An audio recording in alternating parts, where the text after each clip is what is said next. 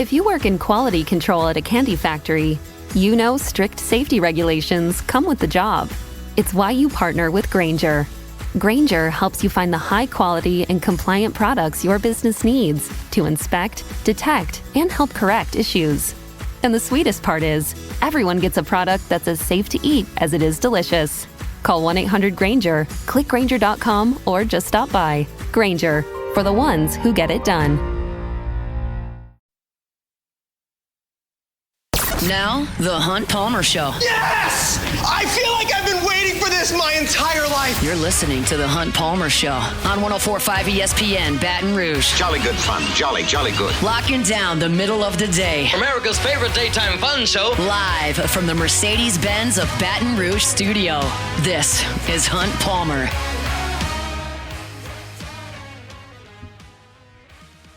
Welcome in. Hunt Palmer coming to you from the Mercedes-Benz of Baton Rouge studio downtown in the capital city on this Tuesday. Appreciate you hanging out with us here on 104.5 ESPN. Got Taylor Sharp and Cassie Spazzali back there on the ones and twos, and lots to get to over the next couple of hours. Derek Carr is reviewing cars. We'll talk about that in 15 minutes. Colin Hurley back at LSU football practice. What does that mean for the quarterback room? We'll have Glenn West at 1:30. Sharif Jaishak talking some Saints, but probably talking some Pels. There's been a lot of news over the last 48 hours in Pels land, so we'll chat with Sharif about that. And LSU and McNeese in an interesting matchup in the midweek tonight.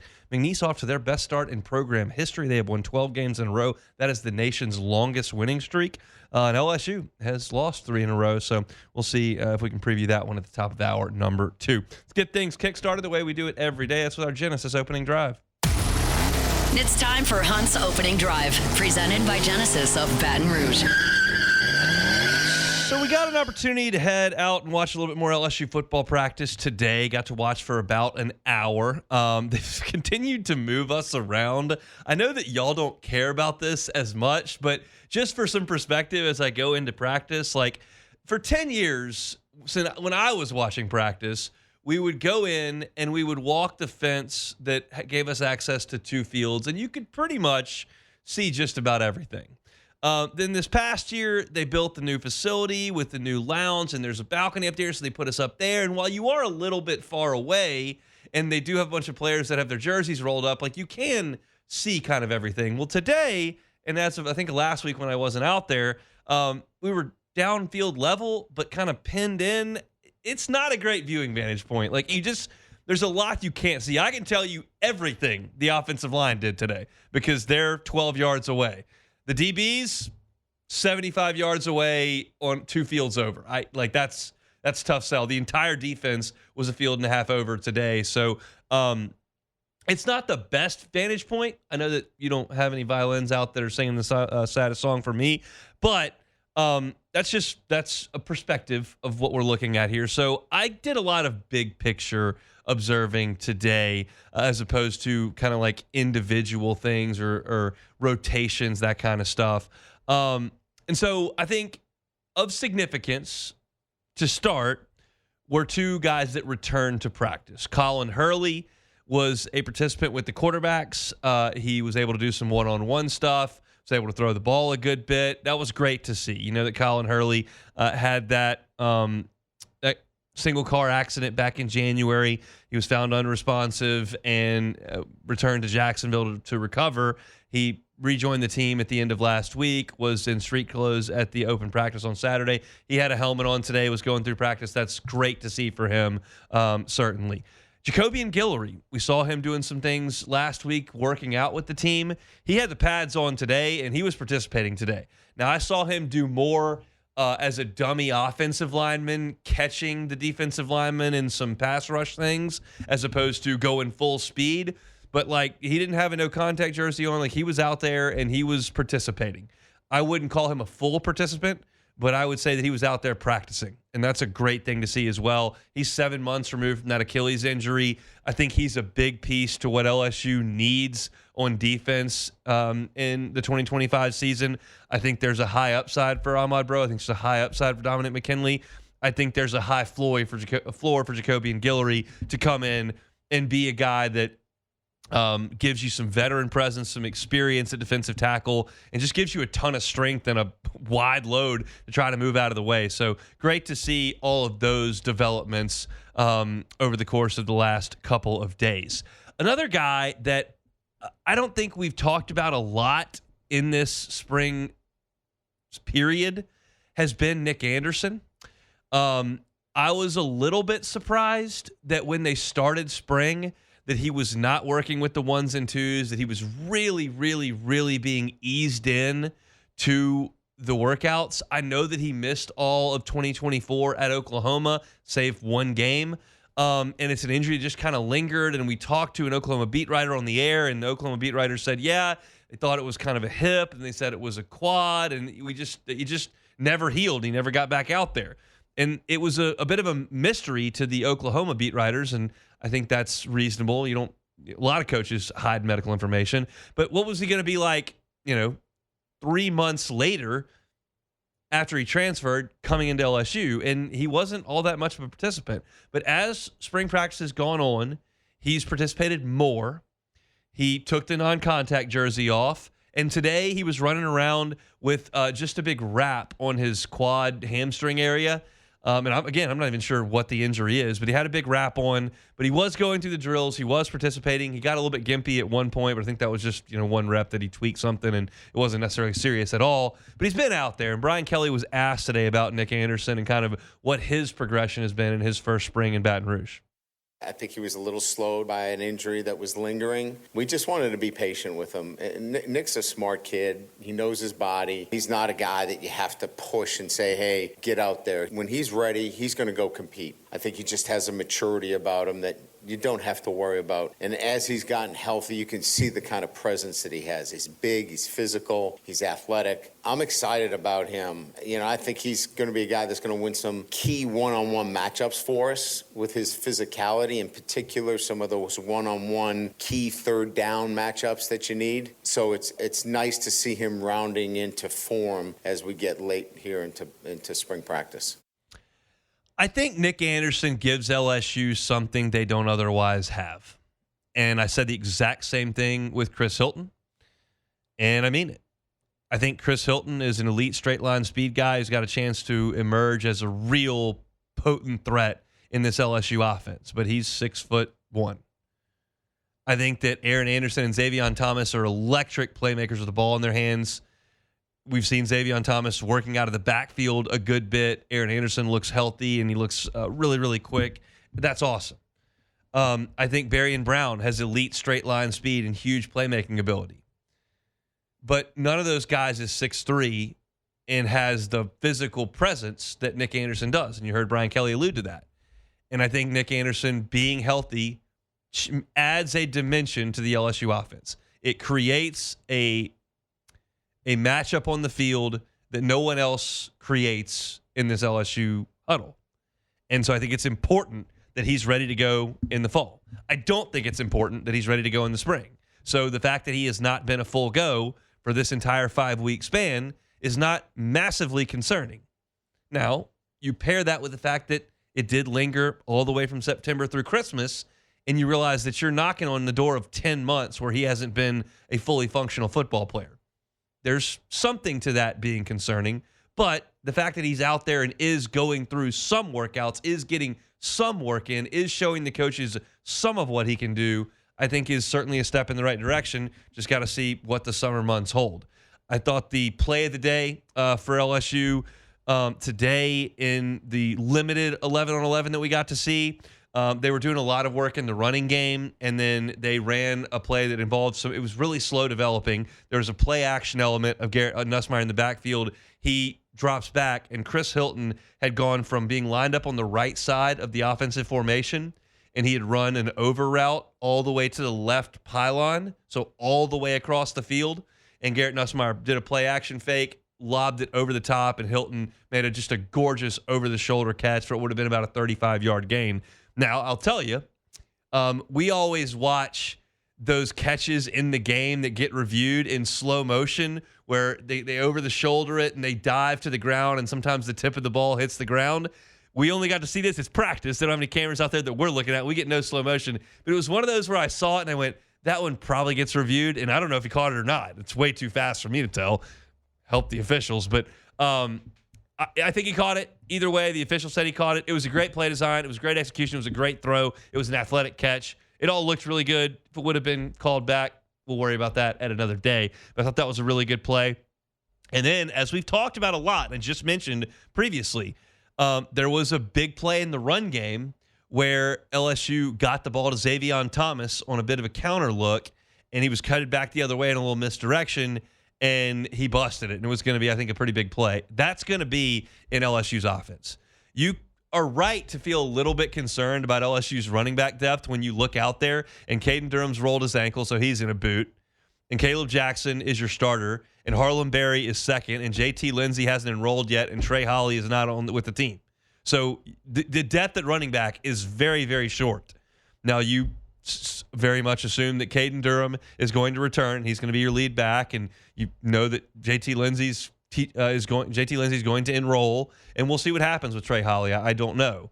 But you're going to get some depth back, but I still think that Xavion Thomas is going to be involved in LSU's running game in a limited capacity. He's not going to be a featured guy. They're not going to give him 8 carries a game, but I think that that's in there, and it was a big play. And I just I noticed Harlem Berry today, just really looking fluid, running the football. They did a lot of work in the running game, as they've done really every day when we're out there, and I've enjoyed watching Harlem Berry just kind of show his natural running ability, his vision, his quickness, his one cut and go. There's just a lot to like about Harlem Berry, and certainly Brian Kelly talked about that on Saturday's open practice when he met with the media and raved about his former number 1 back in the country. So that's a look at LSU spring practice today.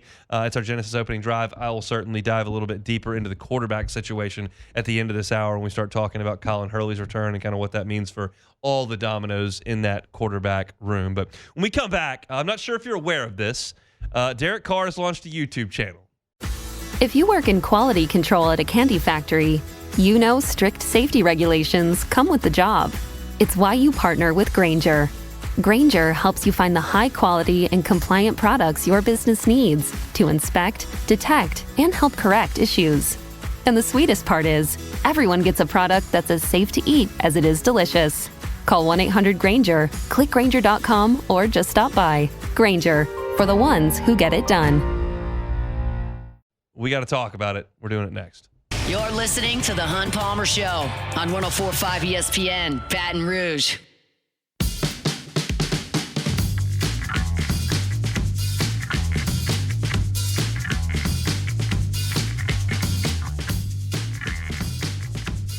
All right, back here on a Tuesday edition of the Hunt Palmer Show. Glenn West, 15 minutes from right now. Senior writer over at Go 24/7. We'll talk some Tigers with Glenn. This is an interesting topic that I didn't think that we'd be hitting on today, but we are, because Derek Carr has launched a YouTube channel. It's called Homegrown Network. He and his brother, David, have launched it. It appears, based on their one and only video, that they're going to review cars, which, nice little play on the name there. If you like cars, want to review cars on a YouTube channel, I think that's great. I think it's awesome. Here's the deal. It's just not a great time as far as the Saints organization goes to launch that channel. Let me start at the beginning.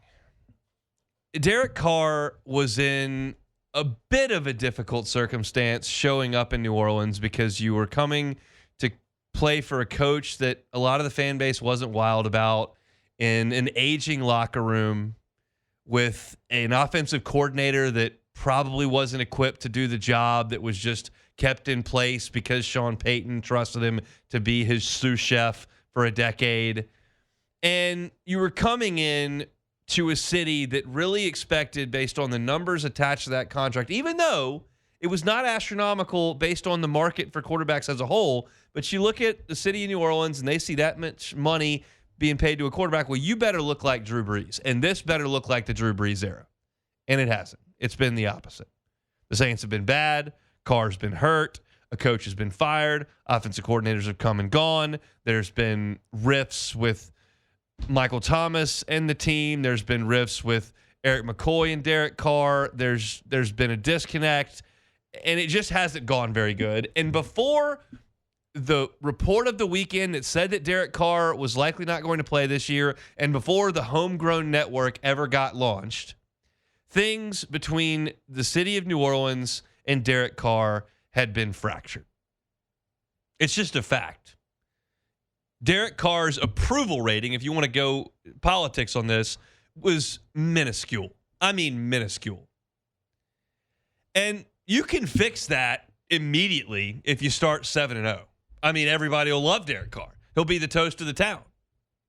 This is not because he is a bad guy or he's done anything specifically that's been so heinous. This is just, well, he's hurt all the time. They don't win a lot. Kind of miserable to follow the team. Falls at the feet of the quarterback who's making $1 bajillion. And you do these little things that start to add up.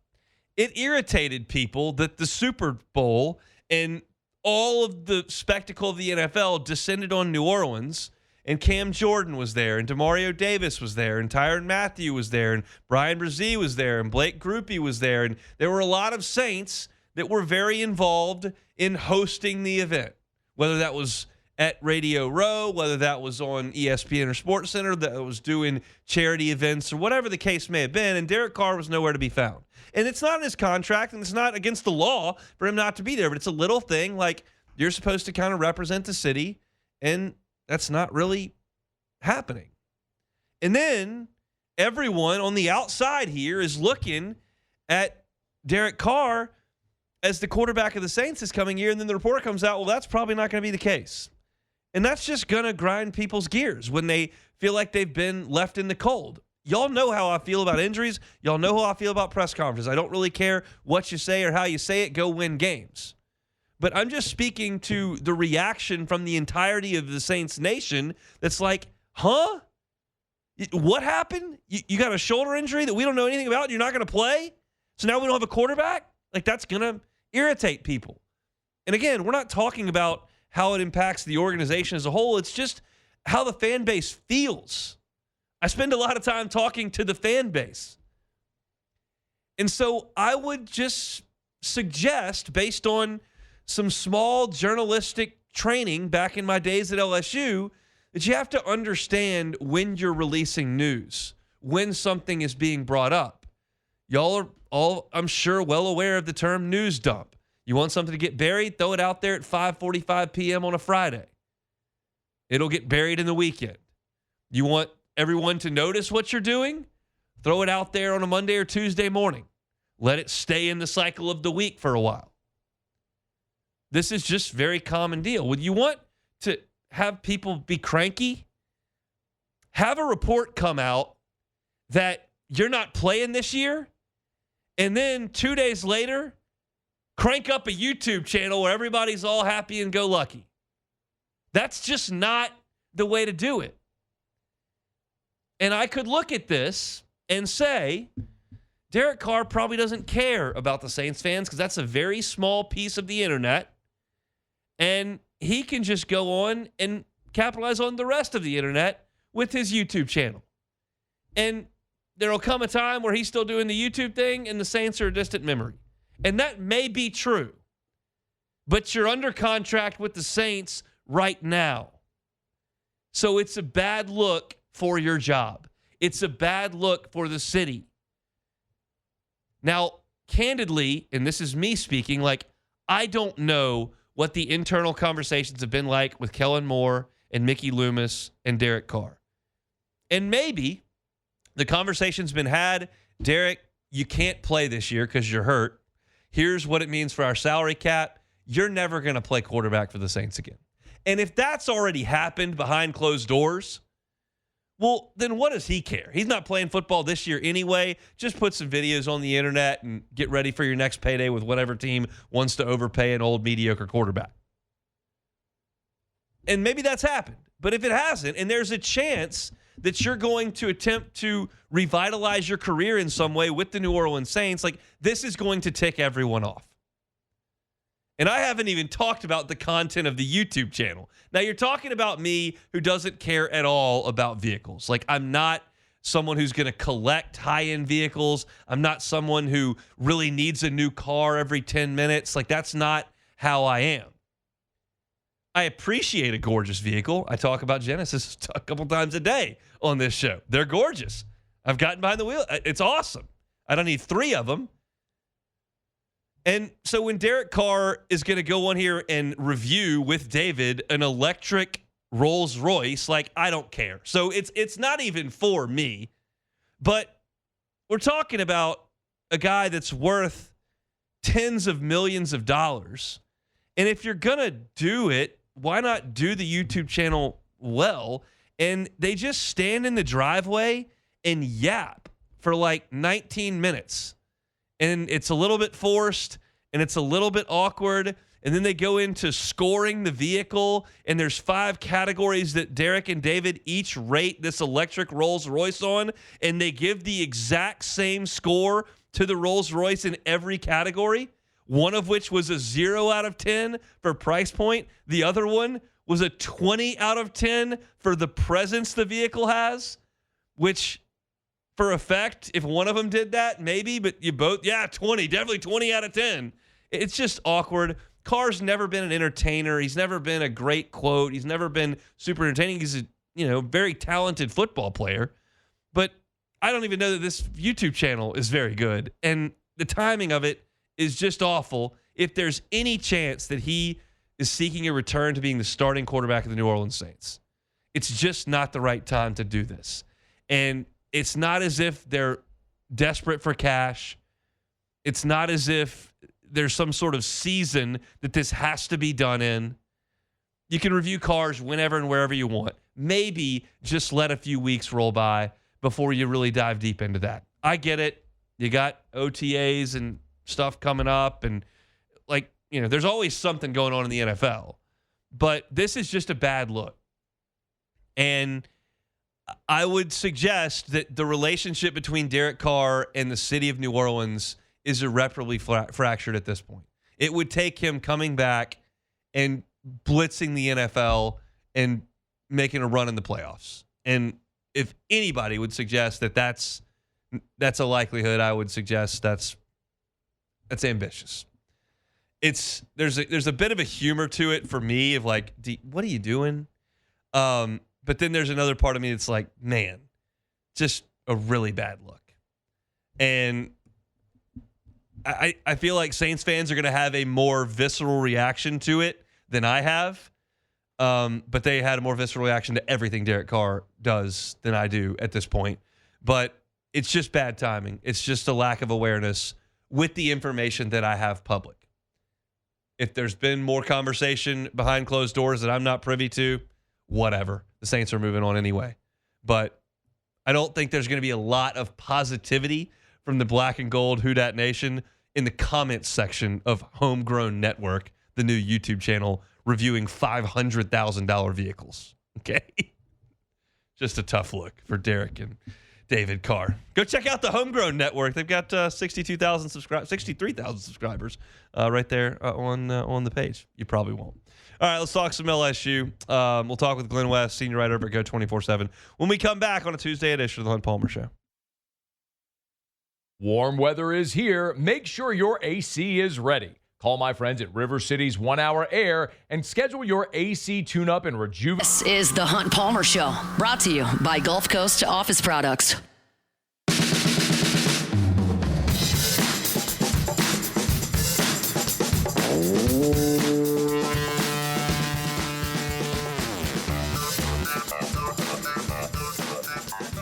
Chugging along on a Tuesday edition of the Hunt Palmer Show. Every week at this time, joined by Glenn West of Go247. He's a senior writer there covering all things LSU Tigers. Joins us now via the Gems Firearms Hotline. Glenn, how are you?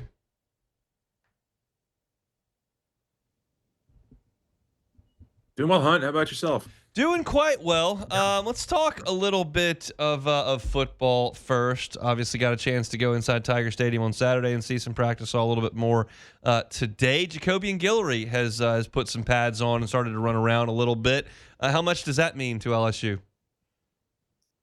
Yeah, I think it means something. I mean, he hadn't been doing a whole ton of on-field like contact work yet. He's been doing mostly individual drills, getting his feet wet, I think, getting back into the swing of things. But we talked to him maybe last week or a couple weeks ago, and he seemed like he was pretty energetic about being back in the fold and getting some work in with the defensive tackles and kind of getting some instruction from Kyle Williams. And so. This is the eighth defensive tackle coach in 6 years for Jacobian, and it's going to be, I'm sure it's going to be a fun last year for him. But just, yeah, glad to see that he's out there and healthy. And look, I think this interior defensive line is got some talent on it. Is going to have to be one of those groups that steps up big time for LSU to have the kind of improvement it wants to see on defense. Yeah, it's interesting because you saw some late season production from Dominic McKinley. Ahmad Bro was in there a lot as a freshman. You bring in Sider Mitchell from Texas, and then Guillory comes back. I mean, LSU's best teams have had great defensive lines. Do you think this one has a chance to be great? I think they have a chance to be great on the edge. I think we've seen some really good improvement from the three transfers that they brought in. Really a lot of consistency from Jack Pyburn, Jamari Butler, Patrick Payton, Gabriel Relaford has taken a big jump here in year two. But the question mark is going to be with this defensive tackle room. I think really until we get to see them play in some games. Right now I think they've done a decent job of being able to slow the run game down on offense, and I think but it's only inter squad stuff. So it's like, is this indicative of how the defensive line is going to play come September, or is this uh, more of just the offensive line struggling to kind of get things going because they have so many guys that they're trying to replace in that lineup? So I'm encouraged by some of the things that we're seeing. I think Sadir Mitchell is going to be a huge factor on this defensive line. That was something that I don't think we thought would be the case. I mean, I think they thought maybe he could play a role, but I think he's going to play a much bigger role than maybe we thought coming into the spring. So between him, McKinley, Bro, Guillory, that's a really nice, I think, top four there. But that interior defensive line is as physical and as tough a group in terms of just the taxing that it puts on those players' bodies. So they're probably going to need another player or two to step up in that unit to feel really strong about it.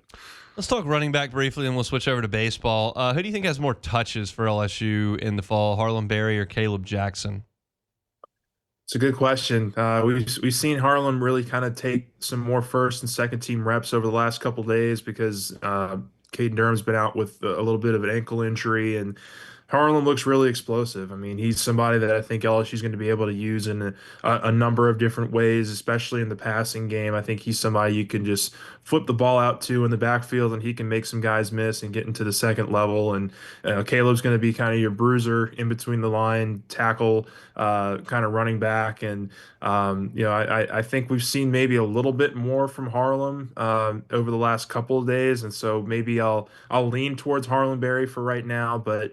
Caleb Jackson's certainly going to have a role. He's going to have to continue to develop in this offseason and be a good complementary piece for this running back room. So I think both will see touches, but in terms of who I think could end up having the most impact, I think Harlem Berry, in his true freshman year, could certainly see some big explosive plays on his way in 2025. All right, let's shift over to baseball. They get swept over the weekend at Auburn. Panic threshold? Yeah, I'm not going too high on it. Maybe a 5, 6, somewhere around there. I look, the bats did not show up, and that is pretty uncharacteristic for LSU's offense this year. They've had games where they haven't shown up, but they haven't had weekends where they haven't shown up, and I think it was just a really tough week for those guys at the plate. I think they got out of their plan for sure. Jay Johnson read a couple of the articles that Koki Riley over at the Advocate wrote, and he did not sound very pleased with the way that his offense performed over the weekend. So they've got to get it fixed though quick because McNeese is not a pushover midweek game, and certainly welcoming Alabama into the box this weekend is not going to be easy either. So you just hope that this is something that they can go through. It could be a short-term deal, and then it doesn't linger for a number of weeks. And but I think, look, the pitching did enough for you to win. I thought the defense in the outfield was a little sketchy at times, and probably led to some more ballooned innings than they probably would have liked. But really, the crux of the story is going to be the offense, and can those hitters kind of get back on track in the short term. Yeah, you mentioned pitching. The bullpen's numbers were spectacular. The starters were pretty mediocre. What did you make of the three starters over the weekend? Yeah, look, I thought Anderson and Ianson did okay. I mean, nobody was flashy or phenomenal like they were last weekend on the road, or I should say 2 weekends ago now. But Anderson ran into some trouble there, and I think a couple of those balls that were hit really hard into the outfield, they just couldn't track down, and it led to a really big inning on him. That 4th spot, I believe, in the 5th or the 6th, just really kind of dampened his day. And then Ianson, I thought Ianson was actually pitching the ball pretty well. And there were a couple more balls that were hit pretty hard into the outfield, but plays that you hope a veteran outfielder like Josh Pearson or a freshman phenom like Derek Curiel would be able to, kind of bring in. But that allowed them to get a couple runs on him and drive up his pitch count. So, I thought he did well. And he was probably the best of the three over the weekend. I thought Chase Shores, had a pretty bad day, pretty bad 2 innings there, but we were able to kind of back him up with both Kason Evans and Zach Cowan, and so you weren't allowed. You didn't let that lead balloon into anything you couldn't overcome. It's just that the offense just wasn't able to respond in those clutch moments. So if we were putting a grade on the pitching staff, especially the starters, I'd probably go C minus, and I think it's something that they're going to have to continue to monitor and look at is what the best 3 grouping of that starting group is. Could Zach Cowan be involved in that number? I think so. I mean, the way he's been pitching right now, I mean, it was so glaring to see Cowan pitch behind Shores on Sunday, in my opinion. I just think he's the most dialed in pitcher that you have right now, and it's been over the course of a number of weeks. So I wouldn't be surprised if that move happens, if they continue to struggle, if Shores in particular continues to struggle the way that he has at various points in the SEC play. But I know that Jay Johnson and Nate Yeske, they really, really, really love having Cowan and Evans in the bullpen, and it's going to take, I think, a pretty major drop off for that to change here in the next couple weeks. What do you expect to see tonight from a pitching perspective? Yeah, I would assume William Schmidt gets some good work in 2, 3, 4 innings, whatever it is. It kind of seems like he's turned into that midweek starter for LSU here over the last couple weeks. And, I would expect to see Jaden Newt, a couple of these bullpen guys that got some work in over the weekend, but also I think have some ability to get you a couple outs here and there. So I think they're going to piece it together just like they have been over the last several weeks. But, William Schmidt, I think, has started to put things together a little bit in the midweek games and maybe gaining some more confidence and momentum. And we'll see if that translates into some more opportunities in the weekends here going forward. But I like what he's done in those midweek games, so I would expect he gets the start. Halfway home in SEC play, your gut, do you think they're going to be a top 8 national seed? Man, that's a good question. I think so.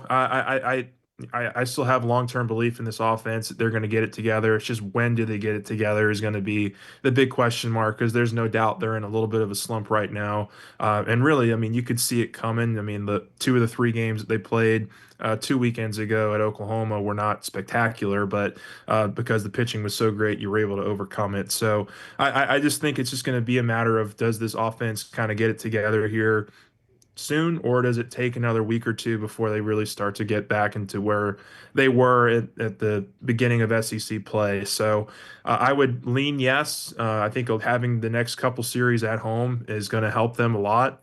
Just getting back into the swing of things at Alex Box. You get I think it's the next 8 or 9 games here in Alex Box Stadium. If you can build some momentum back at home and take this thing on the road to A&M in 3 weeks, and you could be looking at a team that's either got 14 wins or 15 wins, or could have 11 or 12 wins. I mean, there's a lot of different ways that this can go over the next couple of weeks because of the talent that's coming in here.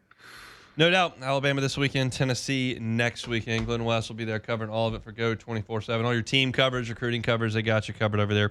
Go 24/7. Thanks, Glenn. All right. Thanks, Hunt.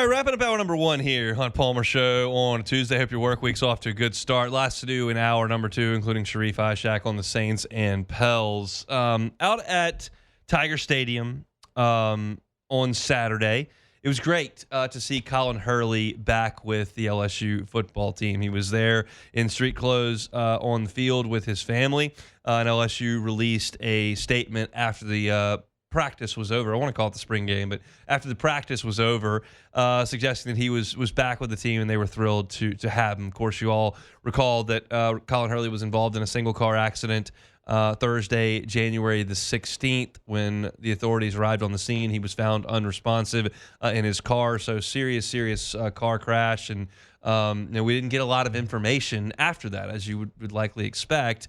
But we did find out in the weeks that followed that Colin Hurley had left Baton Rouge, had gone back to Jacksonville, where he's from, and was recovering there with family, and now is good enough to come back and rejoin the team. And it was awesome today to go out to practice and see Colin Hurley actually participating in practice. He was in a helmet, was going through the one-on-one drills, was throwing the ball down the field, and Brian Kelly talked about welcoming Hurley back to practice today when he met with the media.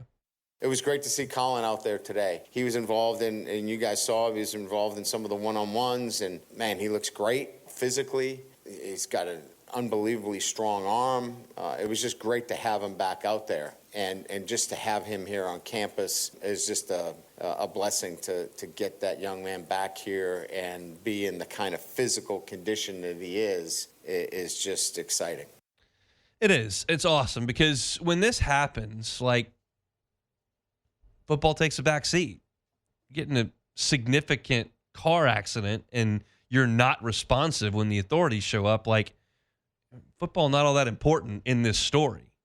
But once that recovery starts to set in, you return to the football field and he can continue life as usual. Keep in mind, Colin Hurley enrolled in college at 16 years old. He was 17 years old when he got into this car accident. So this is an incredibly young person that we've just known about since he was 14, 15 years old. He committed to LSU as a college sophomore, decided to enroll in LSU a year early. I was right in the middle of the age group in my class as a January birthday, and I was 18 when I was a senior in high school. And this is a guy who's been at LSU for a year and a half, and he's 17 years old. So it's great that he could rejoin the team. And so now we can approach this from strictly a football perspective, right? And that's what I'd rather do here is talk about football. Unfortunately, sometimes life has a way of showing up. But from a football perspective, LSU right now is in a really good spot as far as the quarterback spot goes. It is a fool's errand, and you all know this. It's a fool's errand to try to forecast the quarterback depth chart 1, 2, 3 years down the road. You used to be able to do that. You could do that. You would know who was the sophomore, junior, senior that you might have. You know who the freshman is on campus. You know who the 4-star recruit is that's signed. And, you can kind of map out what it might look like at quarterback. You can't do that anymore because everyone's transferring, but the quarterbacks transfer even more. And no program is immune to these transfers in and out. So it doesn't do us any good to sit here and talk about who the quarterback is at LSU for the first game in 2026 and not even close to the first game in 2027, right? All we can really do is look at LSU's quarterback room for 2025. And when you look at LSU's quarterback situation in 2025, you have a starting quarterback who is a fifth-year college player with a year of starting experience under his belt. That's as good as you can do. At the backup spot, you've got a guy with SEC starting experience who was a 4-star recruit. So high on ability and got some young experience. That's about as good as you can do as your second-team quarterback. And now you've got Colin Hurley as your third-team quarterback, a former 4-star recruit who is young, who's willing to sit and wait his turn, who is a developmental project piece at the back end of your depth chart, which a lot of people don't have because they leave. And then you have added to the equation Juwan Johnson, who is a wrinkle to your offense, specifically in short yardage situations and in the red zone and tight zone.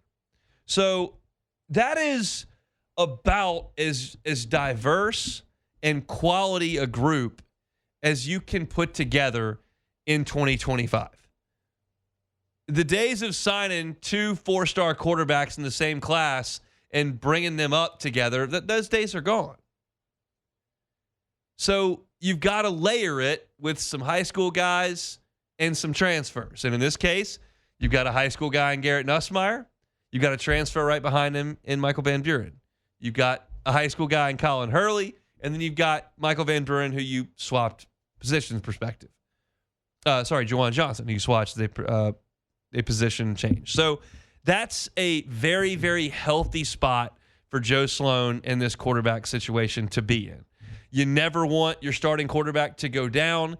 Every team is going to take a little bit of a step back when your backup quarterback comes in. But I'll tell you this, in Tiger Stadium on Saturday, Michael Van Buren was dropping some dimes. I mean, he made some great throws. One, a deep ball down the left sideline to Chris Hilton, who made a sliding catch. He dropped the dot into Trey'Dez Green on a really good throw down the left sideline as well. He's a talented guy. Is he a championship-level quarterback today? I don't know about that.